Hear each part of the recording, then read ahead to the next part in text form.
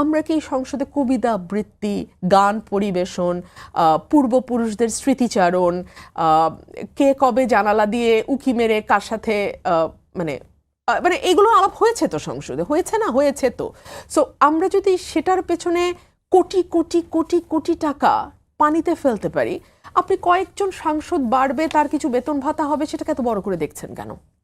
শুধু বেতন ভাতার বিষয়টি না, বললাম যে বিগত সময় আমরা দেখেছি কেউ খিচুড়ি রান্না শিখতে কোথায় গিয়েছেন, কত কোটি টাকা খরচ হয়েছে, সেটা বললাম যে সেই জায়গায় শঙ্কা তৈরি হওয়ার কোনো কারণ আছে কিনা। সেটার সাথে সংসদ সদস্য বাড়ার কোনো সম্পর্ক নাই, সেটার সাথে আমলাতন্ত্র জড়িত, আমলাতন্ত্র জড়িত, এবং সেটার সাথে আপনি আমলাতন্ত্রকে কত অন্যায্যভাবে ব্যবহার করে ফায়দা লুটতে চান সেটা জড়িত। এখন ধরেন, আমি সবসময় একটা কথা বলি যে একটা দেশে যদি মোটা দাগে ভোটিং সিস্টেম চালু থাকে, মানুষ ভোট দিয়ে তার প্রার্থী নির্বাচন করতে পারে, মানুষ ভোট দিয়ে তার সরকার বাছাই করতে পারে, এইটুক যদি মোটা দাগে থাকে, এইরকম মানে আমলা তোষণ, ব্যবসায়ী তোষণ, মিডিয়া তোষণ, সুশীল তোষণ, এই বিষয়গুলো থাকবে না। সংস্কার কমিশনে আরো একটি বিষয় এসেছে, নির্বাচনে প্রার্থিতার বয়সসীমা 25 থেকে কমিয়ে 21 বছর করার সুপারিশ করা হয়েছে। আপনি আপনার দল এই বিষয়টিকে কিভাবে দেখেন? সংসদে প্রতিনিধিত্ব করার মতন বয়স 21 বছর কিনা? এই প্রশ্নটা আমি আমার নিজেকে করেছি, কেন এটা করা হলো। একটা পাবলিক স্পেয়ারে একটা আছে, পারসেপশন আছে যে সম্ভবত নতুন যে রাজনৈতিক দল হতে যাচ্ছে স্টুডেন্টসদের সাথে, তাদেরকে ইনক্লুড করবার জন্যই বয়সটি 21 করা হয়েছে। And if that is true, সরকার যদি এর চেয়ে বেটার কোনো রিজন সামনে আনতে না পারে, তখন এই পারসেপশনটাই কিন্তু রিয়ালিটিতে পরিণত হবে। পলিটিক্সে পারসেপশন ইজ ভেরি ইম্পর্ট্যান্ট। আপনার ব্যাপারে, আপনার দলের ব্যাপারে বা সরকারের ব্যাপারে মানুষ কি ভাবছে, that is very important. So এই সরকারটাকে এখন পর্যন্ত সকল রাজনৈতিক দল, ডান বাম মধ্যপন্থী সকল রাজনৈতিক দল এখনো মানে নির্দলীয় ভাবতে মানে চাচ্ছে, এবং চাচ্ছে যে জানতে এবং বুঝতে যে এই সরকারটি কোনো বিশেষ মত, বিশেষ গোষ্ঠী, বিশেষ দল, বিশেষ বাহিনী কারোর দিকেই টিল্টেড না, কারোর দিকেই ঝুঁকে পড়া নয়। সো এখন যদি এটাকে এরকম করে, কোনো দিক থেকে কিন্তু কোনো দাবি উঠে না 21 করতে হবে, মানে কেন হঠাৎ 21? এই প্রশ্নের সদুত্তর সরকারকে দিতে হবে। মানে প্রতিনিধিত্ব করার মতো সংসদে 21 বছরটা যথেষ্ট কিনা আপনার কি মনে হয়? সংসদ সদস্য হিসেবে জানতে চাচ্ছি। মানে আমি অনেক সাংসদকে জানি যারা 70 বছরেও সাংসদ হওয়া উচিত ছিল না, আসলে তাদের 80 বছরেও আসলে তাদের সংসদে যাওয়া উচিত ছিল না, কিন্তু তারা গেছে। সো 21-এ যদি মেধাবী থাকে, আমি মেধাবী কিন্তু পেয়েছি, আমি পাইনি তা নয়, পেয়েছি। সো তারা যদি যেতে পারে, যাবে। সেক্ষেত্রে আপনারা বলছেন যে 21-এ যদি মেধাবী থাকে, এটা আমার ব্যক্তিগত মত। আপনার আমার ব্যক্তিগত মত। দলীয় মত হচ্ছে যে এই সরকারকে আমরা নিরপেক্ষ দেখতে চাই। এই সরকার কোনো বিশেষ গ্রুপকে ফ্যাসিলিটেট করছে, এটা বাংলাদেশের মানুষ ভালোভাবে নেবে না। আচ্ছা, নির্বাচনের জন্য বিএনপি সবসময় যৌক্তিক সংস্কার শেষে নির্বাচন হোক, একটি দ্রুততম সময়ের মধ্যে নির্বাচন হোক, এমন কথা বলেছেন। এবছর আবার বলেছেন 5 আগস্ট নির্বাচনের জন্য একটি ভালো সময় হতে পারে। এই বছরের মধ্যে যদি নির্বাচন না হয় তাহলে আন্দোলনের ডাক দেওয়া হবে, এমন কথাও বিএনপি নেতারা বলেছেন।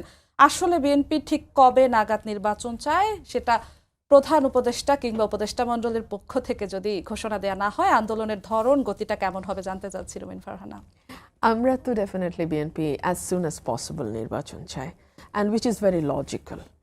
ভেরি লজিক্যাল এই জন্যে, দ্য লার্জেস্ট পলিটিক্যাল পার্টি যে জানে যে আজকে ভোট হলে কালকে সে ক্ষমতায় যাবে, কেন সে নির্বাচন চাইবে না? 1 2 হচ্ছে মানুষ দীর্ঘ সময় ভোট দেয় নাই, জাতীয় নির্বাচনে ভোট দেয় নাই, স্থানীয় নির্বাচনে ভোট দেয় নাই। সো মানুষের মধ্যে ভোটের একটা আকাঙ্ক্ষা আছে, আমরা এটাকে অস্বীকার করতে পারি না। সো মানুষের তরফ থেকেও কিন্তু একটা ভোটের মানে এক ধরনের ডাক আছে। আর 3 হচ্ছে যৌক্তিক সময়। আসলে যৌক্তিক সময় কতটা? দেখুন, আমরা কিন্তু অগস্ট বা জুলাই কিন্তু ভেরি রিসেন্টলি বলেছি। এর আগ পর্যন্ত কিন্তু আমরা শুধু বলেছি যে আমরা রিজনেবল সময়ের মধ্যে।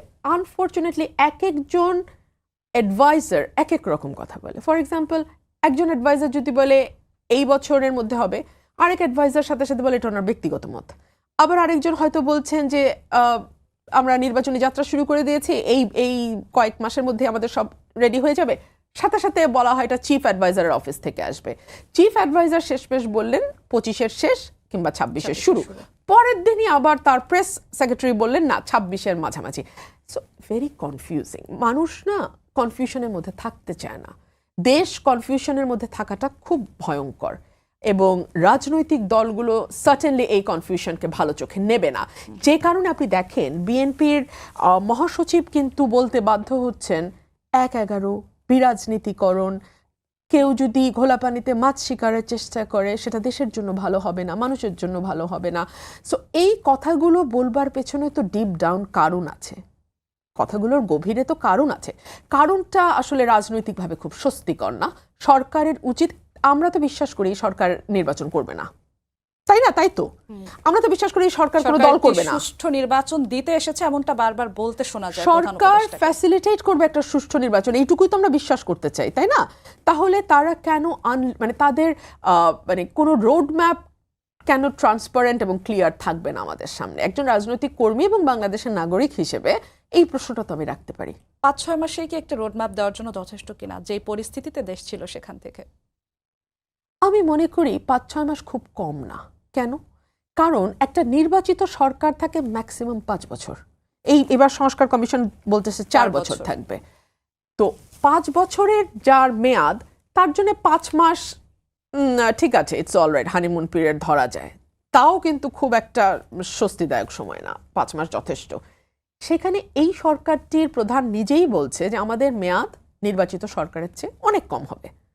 তাহলে ৫ মাস আপনার কাছে কেন মনে হচ্ছে খুব তাড়াতাড়ি? ৫ much is a long time. স্থানীয় সরকার নির্বাচন এবং জাতীয় নির্বাচনের কথা বললেন। অনেকেই মনে করেন বৈষম্য বিরোধী আন্দোলনের নেতারা স্বাভাবিকভাবেই অনেকবার বলতে শোনা গেছে তাদেরকে যে একটি অরাজনৈতিক সরকারের আমলেই তারা স্থানীয় সরকার নির্বাচন চান, রাজনৈতিক সরকারের আমলে না। আপনারা বলেছেন আগে স্থানীয় সরকার নির্বাচন নয়, আগে জাতীয় নির্বাচন। কেন আগে জাতীয় নির্বাচন পরে স্থানীয় সরকার নির্বাচন? আমি যদি প্রশ্ন করি, ওনারা কেন আগে স্থানীয় চাইছেন? অরাজনৈতিক সরকারের কেন রাজনৈতিক ভাবে প্রভাবিত তারা করতে চান না বলে বিভিন্ন সময় তারা বলেছেন স্থানীয় সরকার নির্বাচন। আমাদের তো তত্ত্বাবধায়ক সরকারের একটা ফরম্যাট হয়েছে, আমরা তো তত্ত্বাবধায়ক সরকার আবার ফিরেও আসছে, আলাদা আদালতের রায়ও হয়ে গেছে। সো দরকার হয় সেই তত্ত্বাবধায়ক সরকার গঠন করে আবার না হয় স্থানীয় সরকার হবে। ১, ২ হচ্ছে পুরো জাতি ১৫ বছর কোনো জাতীয় নির্বাচনে ভোট দেয় নাই। এই জাতিটিকে আপনি এখন কেন ডাকসু নির্বাচন, স্থানীয় সরকার নির্বাচনে ব্যস্ত রাখতে চাইছেন? কেন? এই শুনেন, পলিটিক্সে ulterior motive is very important. আপনার ভেতরের উদ্দেশ্য কি, এটা খুব গুরুত্বপূর্ণ। আপনি কি টাইম ব্যয় করতে চাচ্ছেন? আপনি কি সময় ক্রয় করতে চাচ্ছেন? আপনি কি নিজের দলকে গুছিয়ে নেবার জন্যে আরেকটু অনুকূল পরিবেশ চাইছেন? আপনি কি চাইছেন যে কার কার সঙ্গে আসলে আপনার জোট এবং সখ্যতা হতে পারে সেটা যাচাই করে নিতে? এগুলো যদি আপনার উদ্দেশ্য লক্ষ্য হয় তাহলে এটা আপনি আসলে খোলাখুলি জাতির কাছে স্পষ্ট করুন। কারণ জাতি কিন্তু ক্লিয়ার ট্রান্সপারেন্ট লিডার পছন্দ করে। সেক্ষেত্রে আপনারা স্থানীয় সরকার নির্বাচন আগে চাচ্ছেন, পরে চাচ্ছেন জাতীয় নির্বাচনটা আগে যাচ্ছেন। আরেকটি বিষয়, ডক্টর মঈন খান বলেছেন ফ্যাসিস্টদের নিয়ে নির্বাচনের আগ্রহ নেই বিএনপির। আবার কিছুদিন আগে আমরা দেখেছিলাম আব্দুল আওয়াল মিন্টু বলেছেন বিএনপির সঙ্গে কোনো আওয়ামী লীগের সঙ্গে বিএনপির কোনো দ্বন্দ্ব নেই, আগামী নির্বাচনে আওয়ামী লীগ যদি নির্বাচন করে তবে একটি প্রতিদ্বন্দ্বী দল হিসেবে নির্বাচন করবে। আসলে অবস্থানটা কি? আপনারা কি আওয়ামী লীগের সঙ্গে নির্বাচন চান নাকি চান না? আমাদের চাওয়া না চাওয়া আসলে কিছু যায় আসে না। আপনি চিন্তা করেন তো, একটা নির্বাচন ডিক্লেয়ার করা হলো, নির্বাহী আদেশে, আইনের মাধ্যমে কিংবা ধরেন গণভোটে কোনোভাবে আওয়ামী লীগকে আপনি নিষিদ্ধ হলো না। আওয়ামী লীগে কি সত্যি আপনি এমন কাউকে খুঁজে পাবেন যিনি প্রার্থী হবেন নৌকার প্রতীক নিয়ে? এই সাহস নিয়ে কেউ মাঠে আসবে? কিংবা তার পক্ষে কেউ প্রচারণায় মাঠে নামবে? বিবিসির একটা রিপোর্ট আমি দেখছিলাম যে আওয়ামী লীগকে আবার কামব্যাক করার চেষ্টা করছে কিনা। ওখানে খুব পরিষ্কারভাবে বলা আছে যে আওয়ামী লীগের একদম রুট লেভেলের, গ্রাস রুট লেভেলের যে কর্মী, তারা খুবই খেদ এবং দুঃখ এবং ক্ষোভ নিয়ে বলছেন যে চুরি করলো নেতারা, এমপিরা, মন্ত্রীরা, আজকে পালায় বেড়াইতে হইতেছে আমাদেরকে। তারা সকল অন্যায়ের মানে করলো, সকল অন্যায় তারা করলো, আজকে আমাদেরকে মুখ লুকায় চলতে হচ্ছে। সো এই যে তৃণমূলের কর্মীদের অসন্তোষ, তারা কি যাবে কোনো প্রার্থীর পক্ষে প্রচারণা চালাতে? সো এটা তো প্র্যাকটিক্যালি পসিবল না, আমি মনে করি এইভাবে। রুবেল ফারহান, আবার আপনার কাছে ফিরবো। বেশ অনেকটা সময় পরে নুরুল হক নূর আমাদের আরেকজন অতিথি আমাদের সঙ্গে এসে উপস্থিত হয়েছেন, গণ অধিকার পরিষদের সভাপতি নুরুল হক নূর। আমাদের আজকের বিষয় নির্ধারণ করা হয়েছে দ্বিকক্ষ বিশিষ্ট আইনসভা, যৌক্তিকতা ও জটিলতা। আমরা এতক্ষণ সে বিষয় নিয়ে কথা বলছিলাম। আপনার কাছে জানতে চাচ্ছি, আপনি যেহেতু একটু সময় পরে এসেছেন, দ্বিকক্ষ বিশিষ্ট সংসদের এই মুহূর্তে প্রস্তুত বাংলাদেশ কতটা দ্বিকক্ষ বিশিষ্ট সংসদের জন্য, বা প্রয়োজনীয়তাই বা কতটা, আপনি কি মনে করেন? রাষ্ট্র ব্যবস্থার সংস্কার নিয়ে একটা ব্যাপক আলোচনা হচ্ছে এবং এই গণ অভ্যুত্থানের স্পিরিটও ছিল যে বাংলাদেশ 50 বছরের রাষ্ট্র হিসেবে কিছু প্রতিষ্ঠানের উপরে দাঁড়িয়ে থাকার কথা ছিল। সেই রকমের কিছু প্রতিষ্ঠান, তার মধ্যে সংসদ অন্যতম। আমরা সেইভাবে গড়ে তুলতে পারি নাই।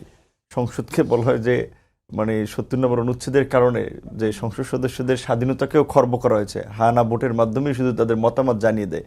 সেক্ষেত্রে বেশ কিছু সংস্কার প্রস্তাবনা বিভিন্ন রাজনৈতিক দল, নাগরিক সমাজ, বিশিষ্টজনদের পক্ষ থেকে এসেছে। তার মধ্যে দ্বিকক্ষ বিশিষ্ট সংসদের কথা বলা হয়েছে। এখন আগে অ্যাপ্লাই হয় নাই, এখন করা যায়। একসময় আমাদের প্রেসিডেন্সিয়াল শাসিত সরকার ব্যবস্থা ছিল, সেটা 91-এ সংসদীয় গণতন্ত্রে আমরা এসেছি। সেটা তো আগে ছিল না, বাট 91-এ শুরু হয়েছে। ভালো একটা ফলাফল কিছুটা দেখা গেছে। আবার এখন দ্বিকক্ষ বিশিষ্ট সংসদ যদি করা যায়, অনেকের দৃষ্টিতে তো ভালো। আমরা দলগতভাবে সেটার পক্ষে, যার কারণে আমরা এটা মত দিয়েছিলাম। কিন্তু অ্যাপ্লিকেশনটার প্রক্রিয়াটা কী হবে, প্রসেস কী হবে, সেইটা নিয়ে হয়তো আলোচনা হতে পারে। এবং সেটি নিয়ে যেটা সংস্কার কমিশন প্রস্তাব করেছে যে আনুপাতিক হারে, মানে হচ্ছে বিশেষ করে নির্বাচনে যে সমস্ত রাজনৈতিক দল ভোট পাবে তার উপরে নির্ভর করে 50% আসন নির্ধারিত হবে, আর 50% হচ্ছে আপনার যারা সংখ্যাগরিষ্ঠ আপনার হবে তারা নির্ধারণ করবে, এরকম বোধহয়। আর প্রেসিডেন্টের মনোনীত 5 জন থাকবে। সেক্ষেত্রে এই প্রক্রিয়া যেটা প্রস্তাব করেছে সেটা আমি মনে করি একটা ভালো প্রক্রিয়া। আবার আলোচনার মধ্যে দিয়ে যদি এর চেয়েও আরও কোনো বেটার প্রক্রিয়া যাওয়া যায়, সেটা নিয়ে আলাপ করা যেতে পারে। অন্যান্য রাজনৈতিক দল, নাগরিক সমাজ সবার মতামত নেওয়া যেতে পারে।